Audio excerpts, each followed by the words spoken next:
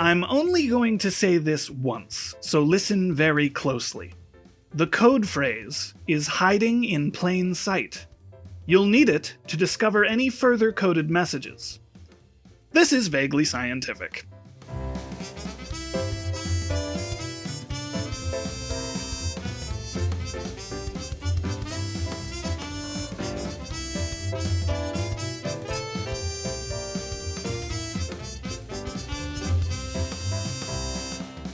Keep in mind this very important fact.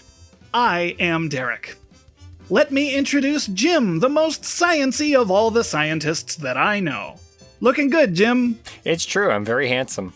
Each episode, we have a guest to join us to discuss various silly topics. Right now, that guest is Anne. Is it? Oh. This is Vaguely Scientific, which is a show where listeners send in questions to hear our vaguely scientific answers, and who knows, we might get some of those answers right. But first, it's time for the fun science fact of the day, Jim. All right. Many ancient cultures used the nebulae that are along the disk of the Milky Way to create what are called dark cloud constellations. Both the Inca and the Aboriginal Australians did this, among others. And these types of constellations are very difficult to see in areas that suffer from light pollution, as the Milky Way is not particularly bright as it is. Dark cloud constellations. Mm-hmm. Yeah, one of the ones I know of off the top of my head was one of the Aboriginal Australians had one called the emu, and it was just sort of like an emu shape that is stretched across the front of the Milky Way galaxy. And I think that's cool. Neat. That's kind of cool. So it's not just the stars being connected, but it's also like the astral stuff that you can see. Yeah. Now, of course, we can't see any of that because we live where there's loads of light pollution. You have to go out to like really the middle of nowhere to see the Milky Way galaxy. But back in those days, I mean, really up until about 100 years ago, you could see it from anywhere.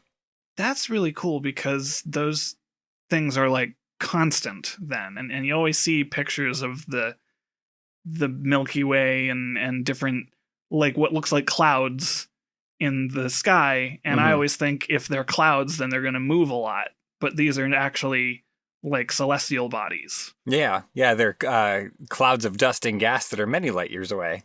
Interesting. Well, speaking of things that we can't see, that's a good one. I think we should talk about our first question this week, which is, what household appliance would be the worst to have inhabited by a ghost?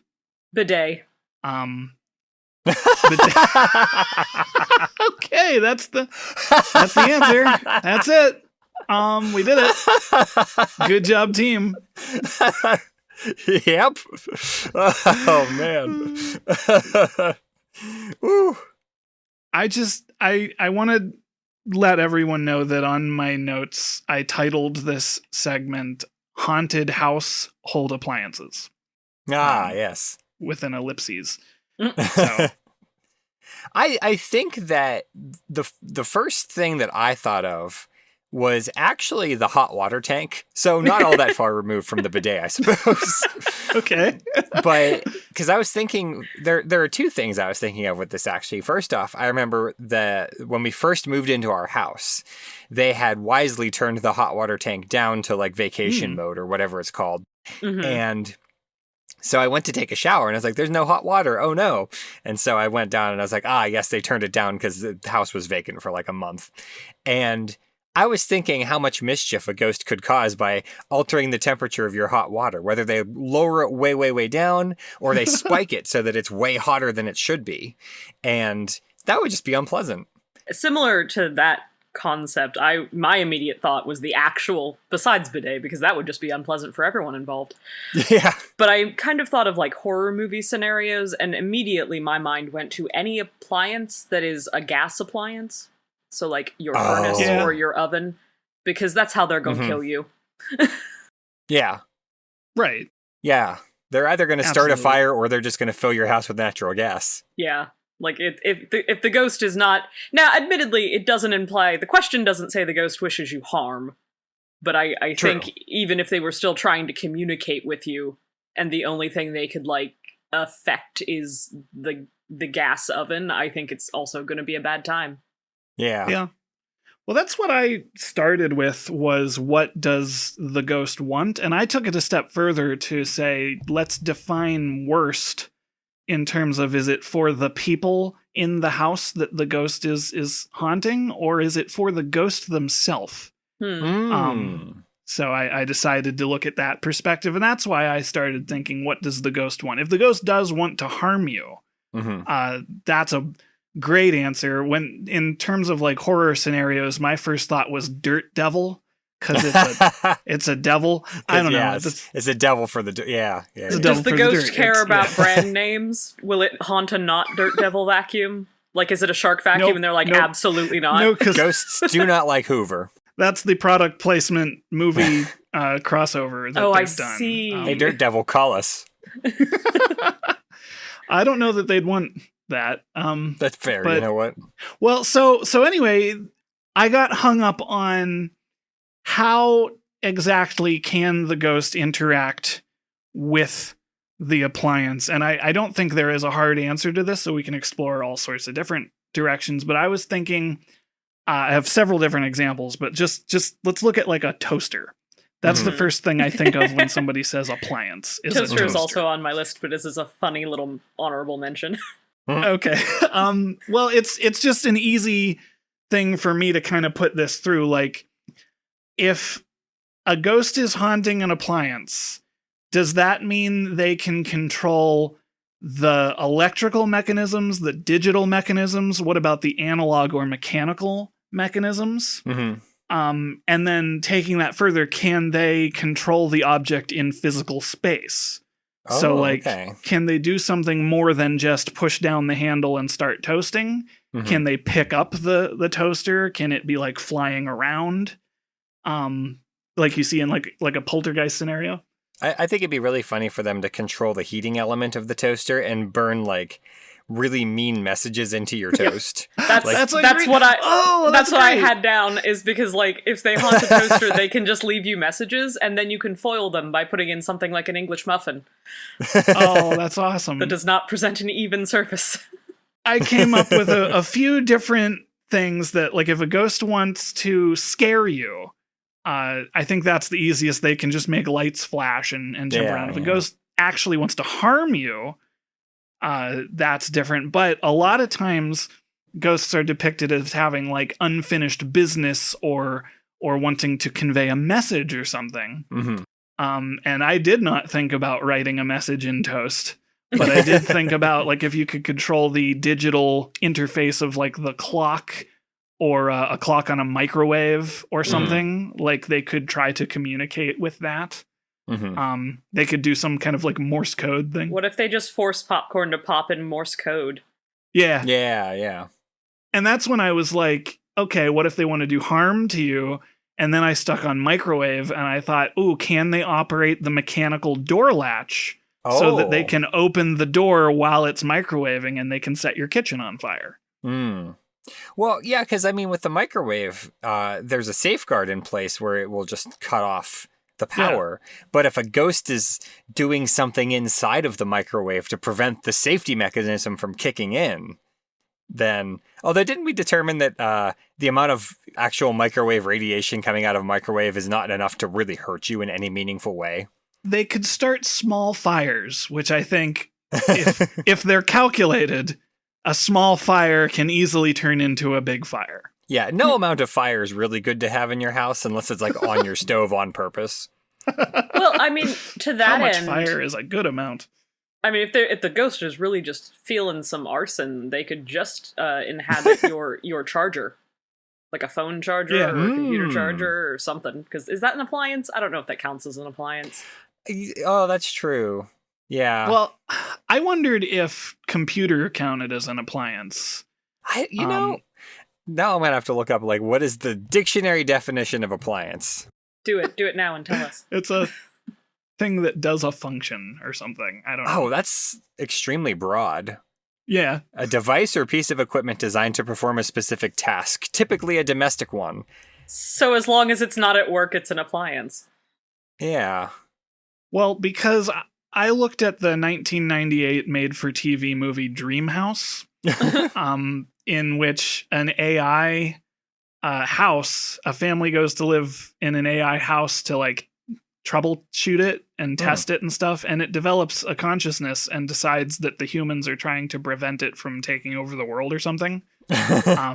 So if you have like a smart house where everything is controlled by a central computer, then that's like what the ghost wants to go for. I did write down if you had Alexas or like a security system or something, specifically because some of these like Google Home or Alexa things, the ghost could like it can place orders and other things too. So in addition to having control over, you know, like your light switches or the thermostat or what have you, it could just order 17 cases of peanut butter for no apparent reason, which I feel like would slowly drive someone insane. Yeah. Well, and not only that, but the peanut butter could be converted into ectoplasm. Oh yes, of course, every ghost's ultimate goal. In a similar vein, I was thinking about things like alarm clocks, because if a ghost really just wanted to mess with your sleep schedule, they could just set the alarm to go off at 3:30 in the morning and just get you out of bed. And then you go turn it off and it's like, why did my alarm clock go off? And you go lay back down, and then 20 minutes later, the alarm goes off again. What if it wasn't one specific appliance? What if it only haunted things that were alarms, so it could jump from your alarm clock to the microwave beeping to like, you know, some other your carbon monoxide sensor or something. I almost said dispenser, and I was like, that's not a thing people have in their house. That's not what your carbon monoxide ideally, dispenser. no. Those are called cigarettes. Oh no, they could haunt your vape. Oh Yeah. no. Oh, well, I guess that is an appliance. Yeah, that's kind of appliance-y, I suppose, yeah. That wouldn't affect me, so I'm okay with ghosts haunting those. Well, the batteries in those could also cause fires, I think, because aren't they? They're similar to like in a charger. Probably. Oh yeah, for sure.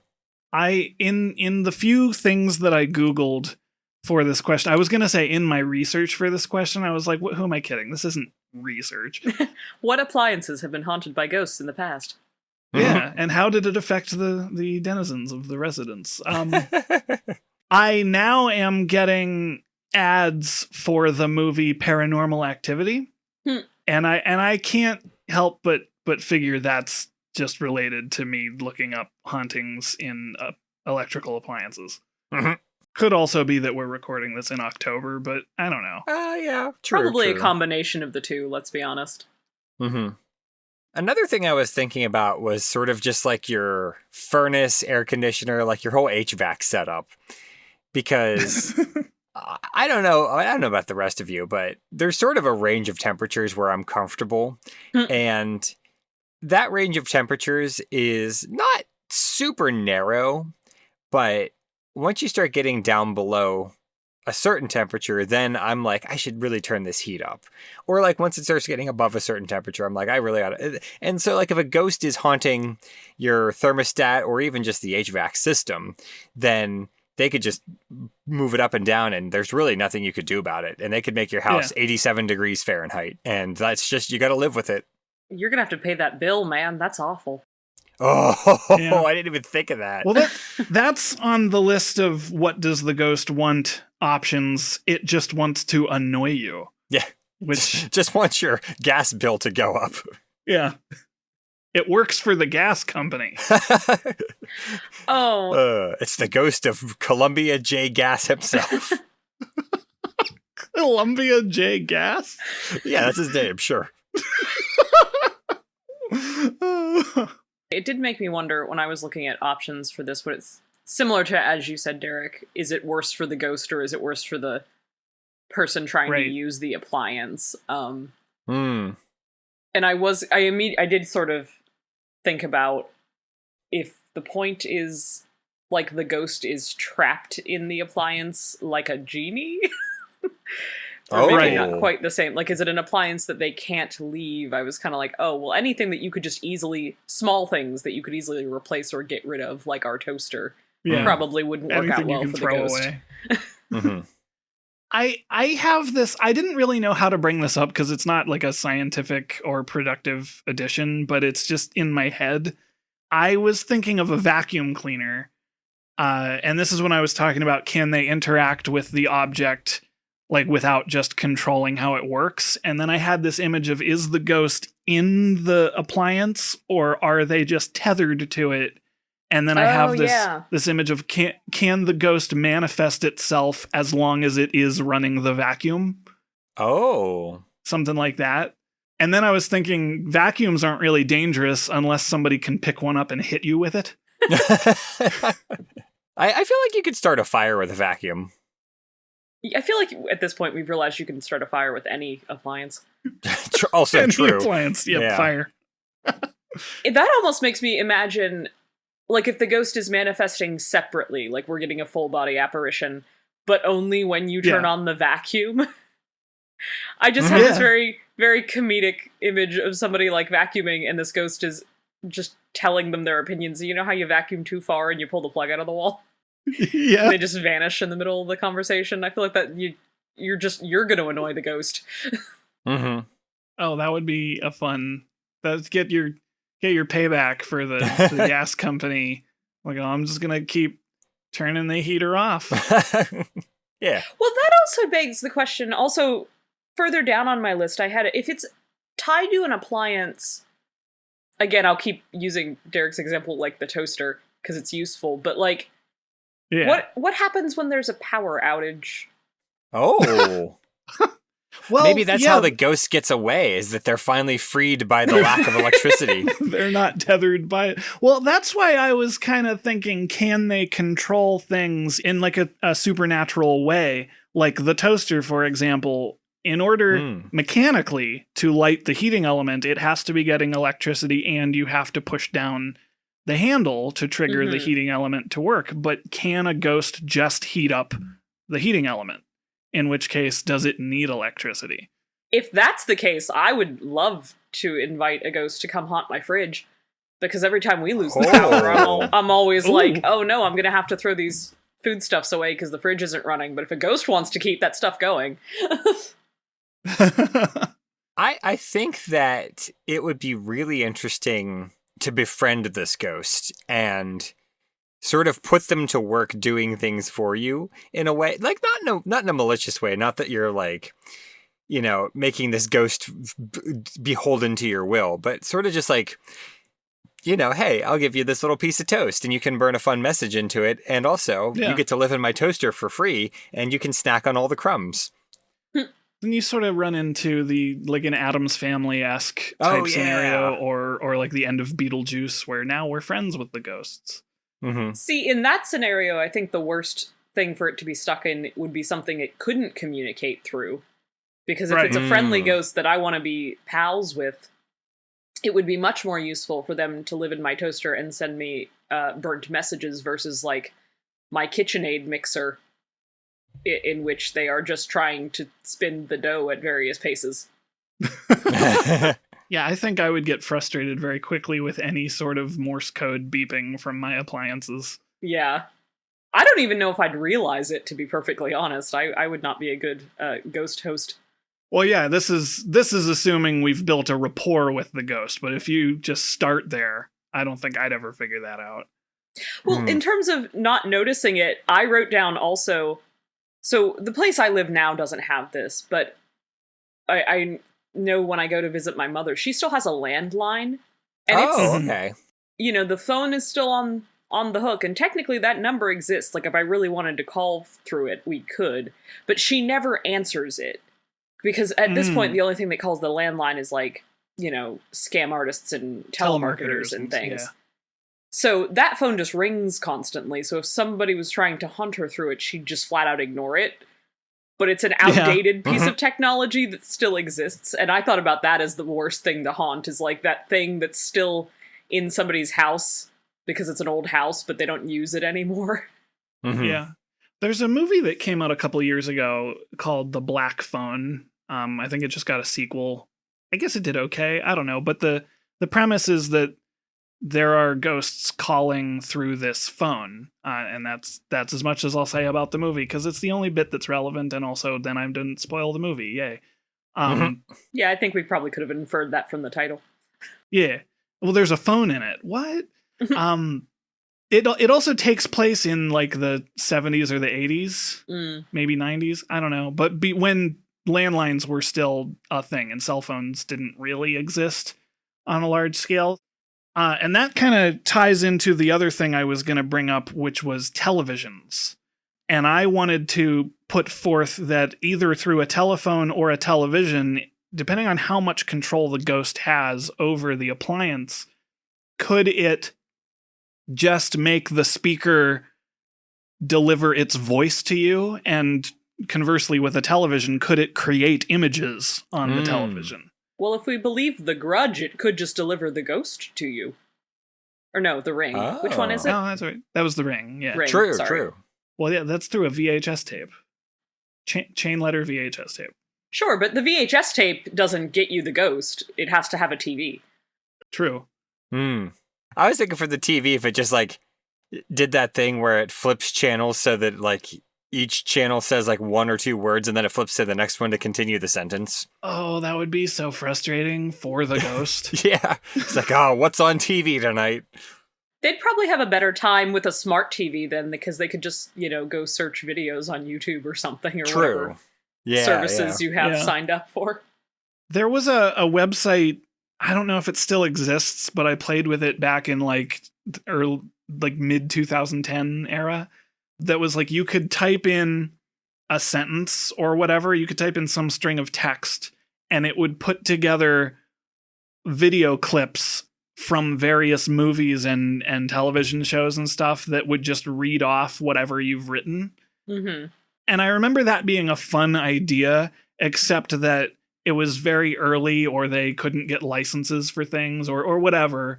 So half the time it was just, we couldn't find a clip of this word, so here's just a random video clip and a computer generated voice saying the word you typed. I was like, well, this is just a text-to-speech software then. Yeah. But that's not ghosts. It just reminded me of it. It's a ghost in the machine. It's a robots. ghost in the machine. It's just robots. Robots are kind of like ghosts. Not in any functional way, but... When I go to someone's house that has like an Alexa or something, and I don't know they have one, and that thing talks at me, I do sort of feel like the house is haunted, so... It's like having a random conversation with somebody and then suddenly from their pocket, sorry, I didn't get that. No one was talking to you, Siri. Yep. I don't really have a point to make about this, but I also just think if we're counting workout equipment as an appliance, I think a ghost haunting your treadmill would suck. Yeah. Yeah. Well, what if the ghost is the ghost of a physical trainer that's like overzealous? Yeah, they don't think you're doing good enough, so they just change the incline or the speed at random times because you really need to get your intervals in. Yeah. You gotta push yourself. You can't quit now. Keep moving. If it has a digital readout, that's how they can send you messages. Oh, yeah. I was just literally picturing a ghost in a tracksuit standing next to you yelling at you. Yeah. Oh, hey, Jim. Did you know that reality has been glitching and half of human memory is proof we've been bouncing between alternate universes? What? That's today's conspiracy theory of the week. Are you talking about the Mandela effect? What's the Mandela effect? It's when tons of people swear they've remembered something a certain way, and when presented with historical evidence that contradicts their memories, they claim it must have been changed through some kind of unwitting shift into an alternate universe. I could have sworn that was called the Mandela effect. Let me ask you this. When did Nelson Mandela die? Oh, well, that's a weirdly specific question, but okay. I distinctly recall Nelson Mandela dying in the 1980s. Well, let's ignore the fact that you weren't alive before 1989, but anyway, history says he didn't die until 2013. But lots of people have vivid memories of Nelson Mandela dying in prison. There were candlelight vigils all over the news. Lots of people think they remember that. That's why it's called the Mandela effect. Clearly, we've shifted timelines. Or people are just remembering it wrong. Okay, Jim, what about the Berenstein Bears? When I was a kid, Berenstein was spelled with an E-I-N, but in this so-called reality, it's Berenstain with an AIN. That's not a typo. That's the multiverse cracking open. Or maybe kids just never paid attention to the cover of the book and assumed Steen because the Steen or Stein suffix is a lot more common in people's last names. Darth Vader said, "Luke, I am your father" in the original Star Wars, but you can't find that version anywhere. Obvious evidence of an alternate history. Unless you think George Lucas went and edited every single copy of Star Wars individually. I don't think either of those things. The actual line is just as dramatic, and people paraphrased it into something that made sense out of context when they talked about the movie. This is before you could just post a clip on YouTube or, on social media or what have you. What about Looney Tunes, huh? You mean you specifically, or everyone else that buys into this nonsense? I mean, Looney Tunes should be spelled Toons because it's a cartoon. But when I see it now, it's spelled Tunes. Well, it's called Looney Tunes because it originally promoted the Warner Brothers music department. The Looney Tunes and Merry Melodies animated series incorporated a lot of the silly or funny music elements that the animators set their cartoons around. The fact that it sounds like cartoon was originally just a happy accident. Did you also know that the Monopoly Man never had a monocle and that the tip of Pikachu's tail has always been yellow? Aha, even more proof that reality is fragile. Or proof that your memory is fragile. I don't believe that for a second. Did you know that the Fire Flower in the original Super Mario Bros. Never gave you an extra hit point? I don't believe that for a second either. What's the next question? Question 2 this week is, are there any species that have literally no remains? Would we know? Could we erase an extinct animal from history? I'm assuming that we're going to ignore why would we want to. But yeah, I mean, that's my first is why would we want to? I think it's, to answer that question, I can't think of a good reason unless you're like a James Bond villain. To hold it for ransom. Yeah. Aha, I have the only existing copy of this species of trilobite and no one else knows it exists. And I will use it to take over the world with my laser that is trilobite powered. So, unfortunately, I can think of a movie. reason why we would want to erase them from history. Okay. Because, unfortunately, we live in an era where a lot of history erasing is being attempted. And I can think that there might be an instance where if some corporation had accidentally, by not caring, led to the extinction of a species and they wanted to fix their reputation, I feel like some monopoly somewhere would try to gaslight the public of like, oh no, that species was never actually here. We didn't kill the last breeding pair in existence. This is the plot to like a mid-90s family film, like a Free pretty Willy much, era. but like we live we live in an era where supervillains are real. Kinda, yeah. Well, I mean, art imitates life, or life imitates art. One of those. Now, I will say this though, is that it's slightly different than erasing like a fossil record, which I also think that there is the potential for sort of in a similar vein where a company accidentally or, just doesn't care and destroys like a fossil field. And they're like, there were never any fossils here. Don't worry about this Precambrian priceless artifact. No problems. Yeah. Don't worry about, just gaslight everyone. There was no Brontosaurus. It was not a real dinosaur. It came back. It did come back. I know. And that's my go-to response to all of the people who have the go-to response of dinosaurs. Brontosaurus wasn't real. Actually, it was. To be fair, it's a totally different species than the one that they had initially. Anyway. We kind of opened with this because I wasn't expecting the extra question of why would you want to? We don't have to talk about that. No, it's fine because it does kind of just lead into like the bottom of my list. The last part of this question is, could we erase an extinct animal from history? And the answer is yes if we destroy the records of it. Like, not necessarily all of the fossils everywhere, but, if they have been discovered in, one specific research program, some very excited academic just got their grant to go study it, and if you wipe out that knowledge, it's basically gone. Mm-hmm. That's interesting because it gets into all sorts of additional like questions to the question and other specific case scenarios of like, if you erased the existence and all of the records of this one particular animal, is there any sort of paper trail? Could you be discovered? And that would hinge on what was your motive for doing it. And so that's why I didn't expect why would you want to really be an avenue to explore, but now I'm starting to do it. Mm-hmm. We're here now. This is where we are. This is where we are. This is the podcast. I am interested in the aspect of the question that says, would we know?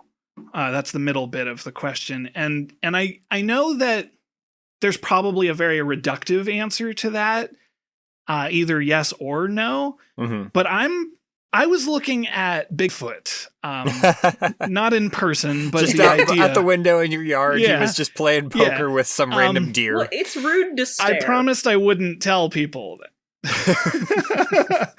but I was looking at the idea of the fact that, like, the null hypothesis means that or a byproduct of that means that you can always say you're just not looking in the right place.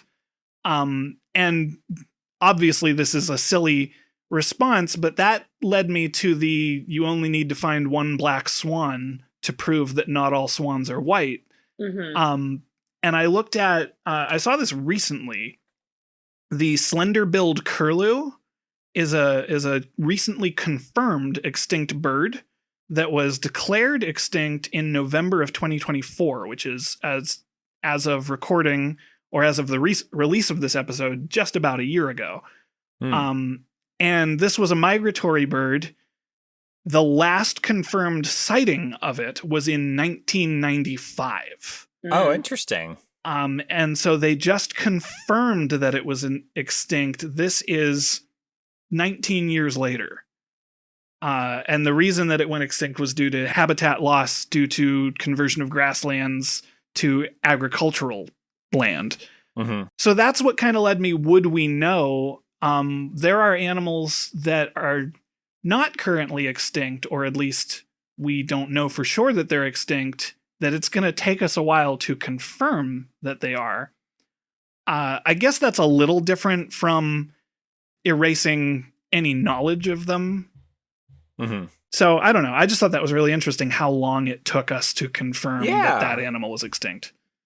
Well, the thing that I thought of immediately when this question was chosen, and I think this was a fun science fact of the day at some point, or at least it came up on the show at some point, is the fact that as far as I've seen... Is it cacti? We don't have any fossil record of cacti. Yep. Because they are soft-bodied and they live in the desert, so they aren't going to fossilize. I had forgotten about that. That is on my list specifically because Jim taught us that on this podcast, on a different episode I think I was on. Somebody okay. listens to Jim. I don't even always listen to myself sometimes. I remembered it. It was just a fact that was laying latent in my brain, and I heard it in your voice. Nice. But yeah, since we know cacti exist now, then clearly there was a history of them, and clearly there must have been other species of cacti at some point, and clearly they evolved from something else, but there's no fossil record of that. And the neat thing is about where we are right now with sort of paleontology and genetics and things like that, is that we can kind of piece together a loose guess of the sort of history of the cacti's evolution. But without fossils, though, some of this is just sort of a loose web that you can't really prove exactly in the same way that you can prove, like, oh, this is the evolutionary path that a horse took, from these small little dog-sized things to the horse that we have now. Or like, with fossils, you can prove that whales are related to hippos and things like that. Or like, I think, if I recall correctly, I think whales are basically ungulates. So But so yeah, cacti definitely up on that list. And I don't think anyone would deliberately destroy cacti fossils, but who knows? Right. As someone who does not have a background in either paleontology or biology, I know we talk about the fossil record all the time, and I know that most people understand the word fossil record. But I have thought about this like a lot of times. I have a hard time understanding really what, like how the fossil record, quote unquote, the fossil record is organized. In such a way that, like, we used to talk about, and because we mentioned Bigfoot earlier, or I did anyway, we used to talk about the idea of the missing link in evolution. And as we've discussed on the show before, that's not really how modern biology looks at it anymore. Mm-hmm. So that makes it hard for me to kind of wrap my head around, okay, well, what is the fossil record if not looking at this linear progression? And maybe that's neither here nor there, but... Well, no, I was going to say sometimes it works exactly like that, where you can stack, a few million years of fossils together and say, okay, this is, and this is actually really cool at the local museum. They have sort of exactly that, where they have the different horse ancestors sort of lined up next to each other, and you can see how they change and also stay the same in a lot of ways. But sometimes there are gaps where you can see clearly this thing turned into that thing, but the steps in between we aren't really sure about. And that's one of the big things that has changed in the last 15 to 20 years is now we can look at genetic histories of animals by comparing the genomes of, say a horse and a cow. And you can kind of see just by the genetic drift how far apart they are and sort of make a guess how far back those two animals diverged from one another. And it may be, 20 or 30 million years, or in the case of like a human and a chimpanzee, maybe 2 million years or something like that.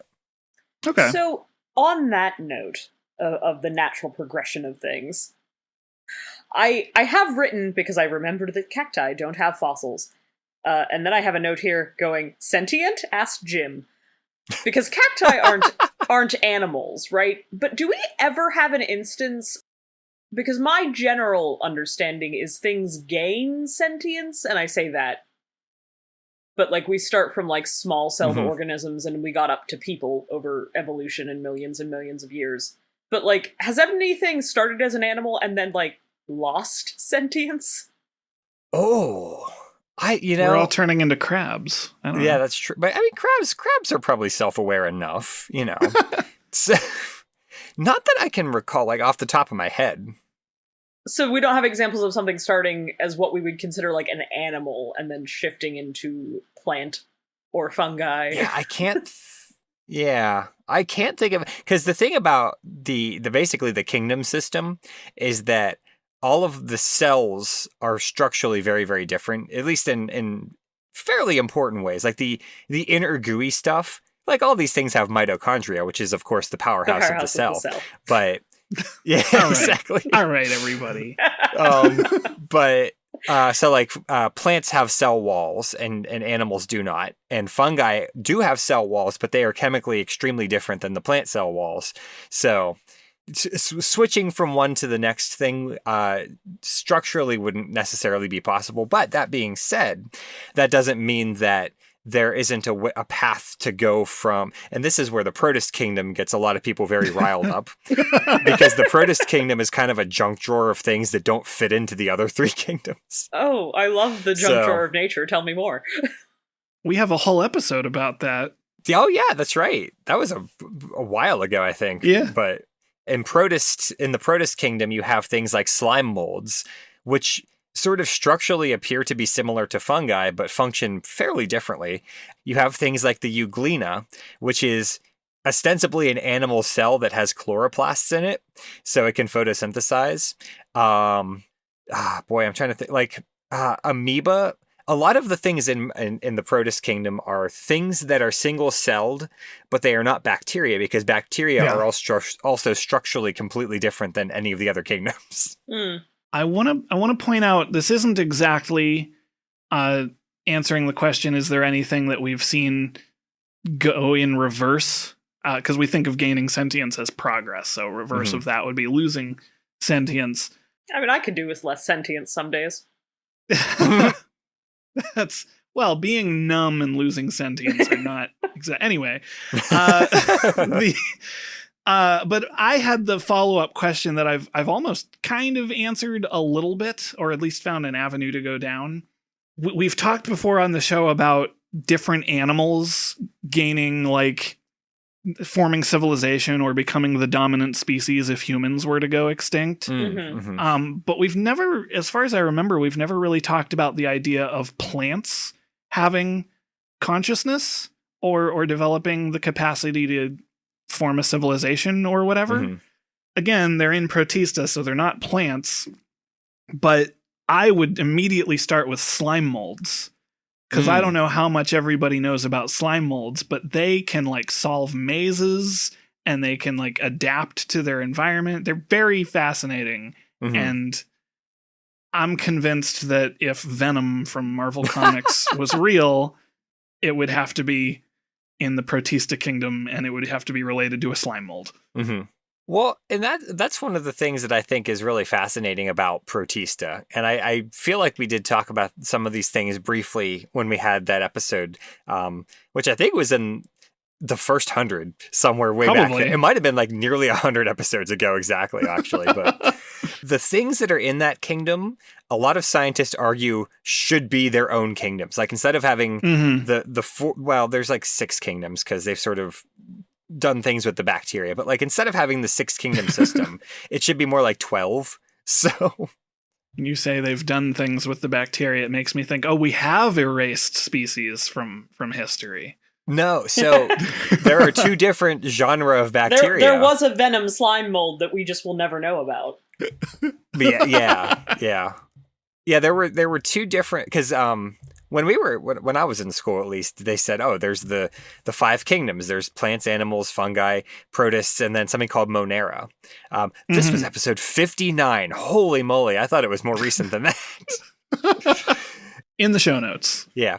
And then Monera got split into the 2, because it turns out that there are 2 very radically different types of bacteria. There's the regular ones, and then there's the extremophile, like they're called archaea, which are actually a lot more closely related to regular animals and plants and multicellular creatures than the bacteria are. And this sort of ties back into molecular genetics and figuring out when did things split apart and how much genetic drift has there been over the last, 3 billion years, basically. The bottom line is that to answer your original question, as far as we can tell, plants haven't really ever reached a point where they are able to be self-aware that we know of, but we are only just now learning a lot about how plants can communicate with one another and how they communicate with other things. And apparently some plants use fungi to send messages to one another. What? And they use the smell of fresh cut grass is like an alert that says, hey, I've been damaged, help, and things like that. So yeah, we're learning that plants are able to communicate. Now, to what extent they are able to, think and rationalize, it seems unlikely that they are able to do things like that and make choices, but they are able to send messages, and these messages are being received. So I think that's pretty fascinating. Yeah, I did not know that. That is cool. So tied in to our first question, are you telling me that the grass is haunted?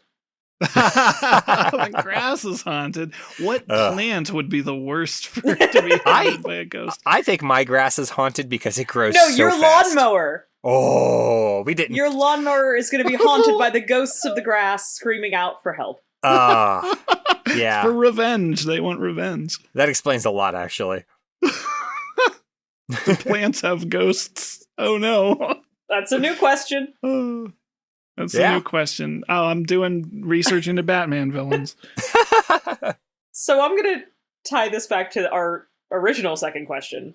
The reason I asked about the cacti is I wondered if there had been animals that we now no longer classify as animals. And, did they go extinct that way, perhaps? The first thing that comes to mind there is I know that we don't have the category pachyderm anymore. but that doesn't mean anything that fit pachyderm went away. We've just like reclassified them elsewhere. Mm-hmm. Interestingly enough, Protista, or the Protist Kingdom, is the one where things are sort of slowly being moved out of it, I've noticed. Because when I was in high school biology, it's green algae and red algae. We're both considered in the Protist Kingdom. But I believe last I looked, they've actually been moved to plant. So they have a lot of structural differences from plant, but I would argue they are more closely related to plant than they are to anything in the Protist Kingdom. So fair. Because if I recall correctly, one of the big differences is that they don't really have like a root system. And that's sort of one of the things that there's not really a lot of vascular tissue inside of these things because they live in the water. So they don't really have a need for things like roots. But I guess that they've decided to move them. So that's an interesting way of kind of exploring the question of like, if we wanted to erase a well-known animal from history, like well-documented, you may have to shuffle around a lot of like genetics information on a very massive scale to like suggest this thing never existed, therefore none of its descendants did, and none of its ancestors led to it. Well, it depends on how far back you want to go, because there are a lot of animals that don't really have any descendants that have, things in the fossil record. One of the things that I was thinking of specifically are trilobites. Sure. It would be impossible to erase the existence of trilobites from the world because that is one of the most common fossils out there. They are so common that I just have a trilobite fossil because you can buy them.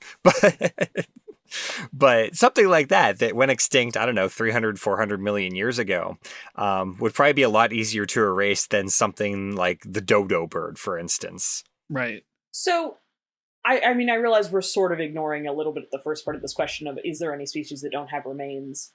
But again, driving towards the could we erase an extinct animal from history, I mentioned destruction of records early on in this podcast, which obviously is a go-to, but I think what might even be more effective than that if you really wanted to, because at the very least, if you destroy records, people might notice the absence of them. They might not know what was in them, but they might notice the absence of the information. So if you wanted to absolutely erase it, you either need to take those records, say, for example, trilobites, and falsify, like, a fraud, claim things that are real are in fact a fraud, or, like, I don't know, a global conspiracy of fossils. Hard to do with one that was so widespread, but if it's a rarer one, you could claim that it was never valid in the first place, or... sort of, and we mentioned the Brontosaurus earlier, reconfigure like bones or fossils and be like, actually, this was never the T-Rex. It was actually this other thing, and just sort of Tetris your way to a made-up creature. Yeah, yeah. Oh, I don't have the research prepared on this, but it's something that I think would be interesting to talk about at some point. But I do think the T-Rex specifically is a really interesting case example because there are iterations of the T-Rex which are basically completely fictional creatures. And that leads up through like the Jurassic Park T-Rex is something that everybody knows and we now acknowledge is probably very different from what the T-Rex was. But is a very well-known thing, and so it's like, is this really a T-Rex, or is this just a fictional creature we've created now? And I don't really know where I'm going with that. I just find that concept fascinating, that we have mythological creatures that recent. Well, that's kind of where I'm going with it, because if the idea is, could we just erase the knowledge of the animal, if we just turn it into something else, and manage to get that information out there that it becomes the accepted truth, then you've effectively erased an animal.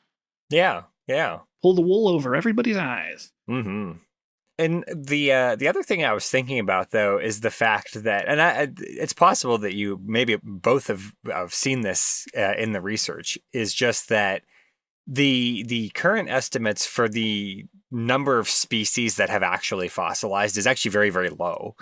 I saw things as low as 1% of all species that ever existed might have fossilized. I've seen things as high as 10%. But either way, it seems like the vast majority of things have not fossilized. So statistically, we just don't know. Yeah, exactly. And I mean, you have to have a pretty specialized set of conditions to really make a fossil. Big part of it is that you need to have a very low oxygen environment. And it needs to be something that is undisturbed for, I don't know, 65 million years, for instance. You mentioned that we're sort of ignoring the first part of the question to reiterate, are there any species that have literally no remains? Mm-hmm. So worth saying, we kind of are ignoring it because we've explored the hypothetical what if there were no species. And I think ultimately the real answer to the first part of the question is we genuinely don't know. Mm-hmm. Except for cacti. We apparently know about those. Oh, yeah. Well, we know we extrapolate that cacti must have come from somewhere, right? Yeah. I've seen Outlaw Star. They probably came from space. They probably... I have 2 episodes of Outlaw Star left. I've been watching 2. Well, that actually brings up a really good point about something that I was really excited to talk about, and so we finally got there. Go for it. Is the period immediately before the Cambrian explosion. It's called the Ediacaran.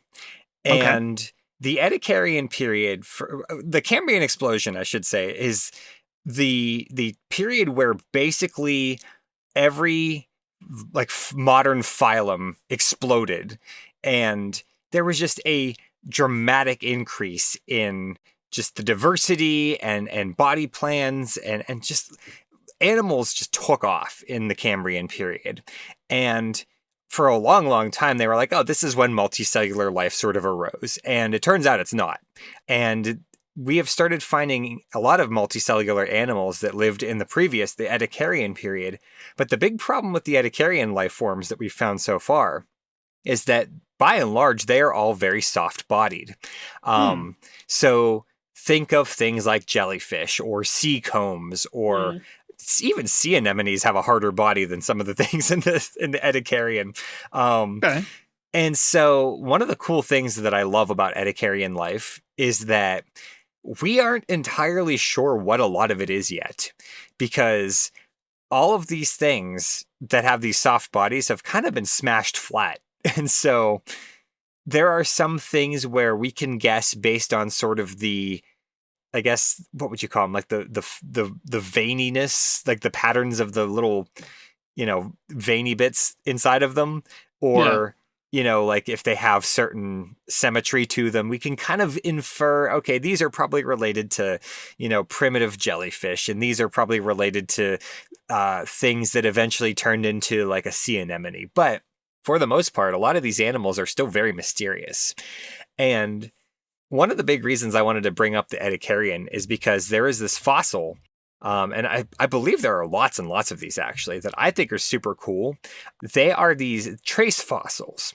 Now, a trace fossil is a fossil of something that is not actually alive. So, for example, footprint or, like a coprolite, like dinosaur poop, The fossil of a trace of something. Yeah, exactly. And so there are a bunch of these sort of like tunnels that something dug. They're very small. So whatever dug them was probably very worm-like.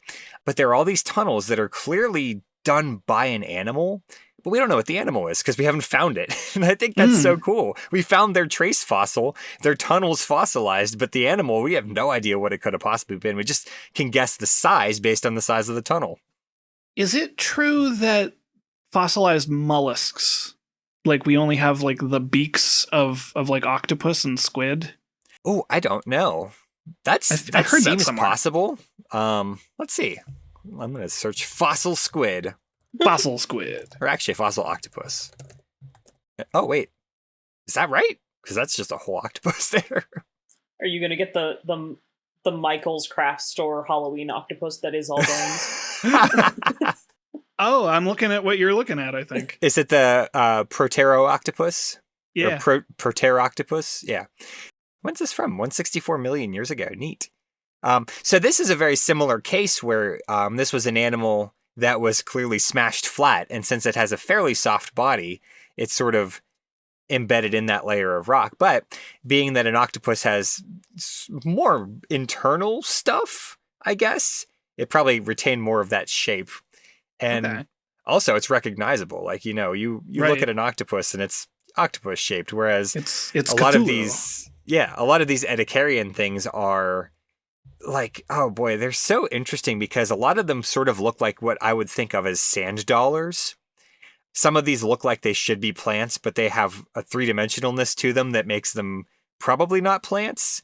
One of the things I saw that I thought was really interesting, and I'm trying to flip through this article to see if I can find the phrasing of it, because I believe that very few animals have this setup where, so in animals, a lot of times invertebrates have segments. So, you think of like a worm has segments, or insects have 3 body segments, things like that. And they're kind of bilaterally symmetrical, so that the left side matches the right side. Right. But there are a lot of these animals in the Edicarian period where they don't have exact bilateral symmetry. It's called glide reflection symmetry. And basically what that means is that it is approximately bilaterally symmetrical, but the segments kind of alternate. So if you imagine like a fern where it's like one leaf shoots out the left and then like a little bit further up the branch, it goes out the right. And then a little bit further out the branch, it goes out the left. Like they are not exactly opposite of one another. And that's what glide reflection is. And animals, as far as I know, there's no modern animal that has glide reflection. I might be wrong about that. I'm going to look it up later, but I think that is super cool because that just that means that's a body plan that doesn't exist anymore. And that's amazing to me. Mm-hmm.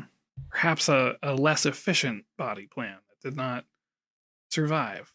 Yeah, I kind of feel like it would be not a great way to organize your limbs. To me, I don't think it would be. Oh, I see that there's a lot of like patterning on animals that has glide reflection. So like a zebra, like the stripes don't match left to right, but that's different than your whole body plan being like that. Yeah. And I just think that's so cool. Well, that would be like a centipede if like you only had alternating legs on each side. Is that Yeah.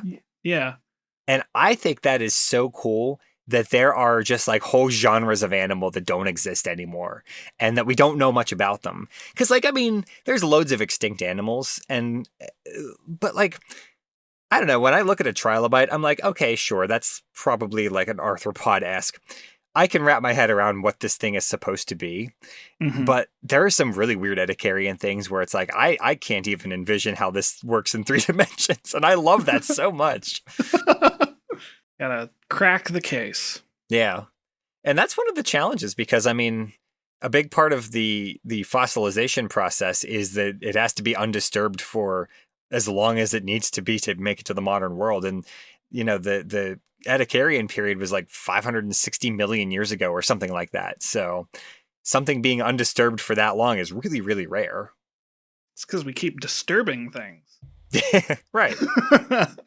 The last thing I want to say about this question is just kind of driving home the importance of also post-globalization in terms of sharing knowledge, scientific discoveries, and things like that.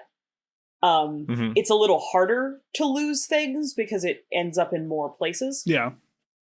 But I think it also is worth noting that we might have also lost records of extinct animals when we lose cultures and languages.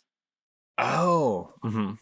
That I just think might be interesting because there are entire groups of people and also specifically their record keeping and the way they communicated with each other and the world that either we have almost entirely destroyed or we have examples of but we don't know how to read or translate. And you think about back in the cavemen days, I'm being very generic because I don't know what era specifically, but there were points we know there were some like mega animals that they hunted to extinction. Like, that's a well-known record, and I almost wonder if there was a case, in some isolated culture where they were like, hey, this animal's pretty tasty, we're going to make a bunch of art of it, and then we're also going to eat them all, and then they're extinct, And if they used a lot of the parts of those animals, we're not going to have necessarily intact bones or evidence of. And then if something happened to that culture, we don't even have what they used the remains for. I don't know. It's a sad little cycle, but it's a thought I wanted to put out in the world. No, I think it is too. I think it's interesting because of the various directions you could go from there, because obviously like the most famous example of that kind of happening is the dodo, and that was recent enough that we do have remains of the dodo, and that happened was documented. But there was a time, especially before globalization, long before the internet, where people weren't thinking this needs to be preserved for the future. They were just thinking we got to do what we're doing right now. And for a long time, there was a concentrated effort of let's make sure we preserve information. And I think you bring up an interesting point that at this point where we are with technology, the fact that the internet exists, and there are still places that are shutting down the free transfer of information, but for the most part, in order to erase something from the internet, you would have to make an actual concentrated effort to do it. And we mentioned a few times where if you were to just take an animal and say you erase it somehow, people will notice the gap, or people will remember the animal existed. So you can't. Or they'll say it's a Mandela effect. Or they'll say it's a Mandela effect. I was sure there was a saber-toothed tiger in the Bernstein Bears. Right. And sort of brought up a really good point. And I even think a step further from that is during sort of the great fossil rushes of the late 18th century and like the early 19th century, they weren't super careful about digging things out of the ground. And they weren't super careful about keeping records where they dug these things out of the ground at.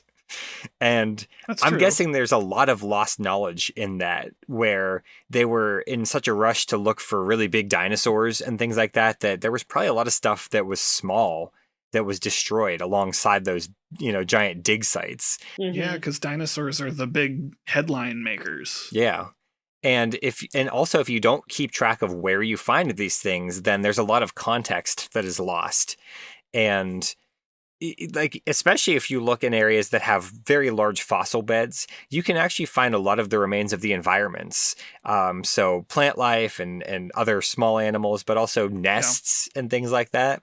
So sure, you have a dinosaur bone that you have on display, but now you don't really know anything about that dinosaur. You don't know how it lived its life because you don't have the environment intact that it was living in when it was covered in ash or whatever happened to it.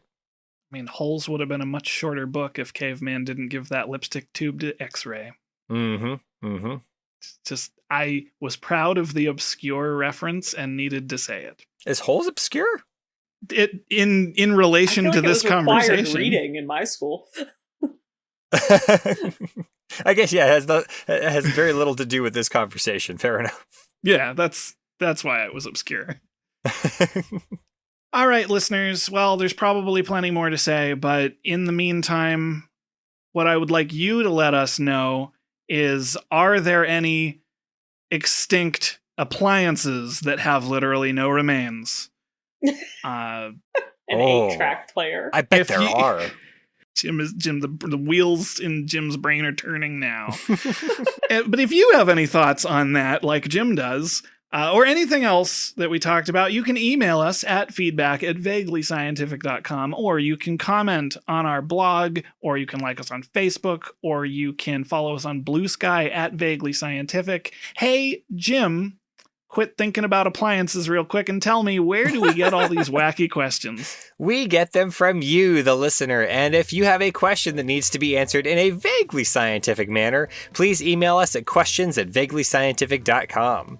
If you want to get our episodes the minute that they're released, you can subscribe to our podcast on Apple Podcasts, YouTube, Spotify, and all the other great places that cool podcasts like to hang out. And subscribing and leaving feedback really helps us out, and so does telling your friends.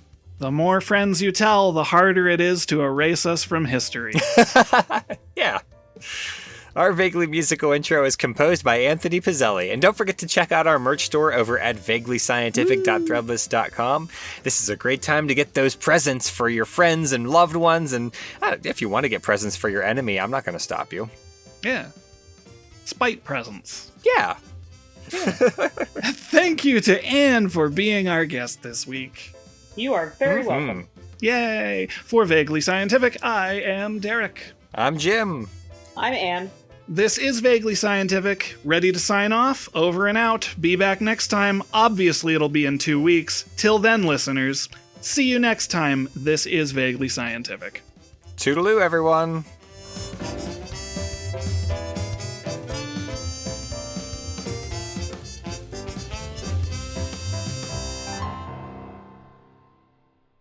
Fair warning, I'm taking a risk by letting my dog be in the room because he was whiny today.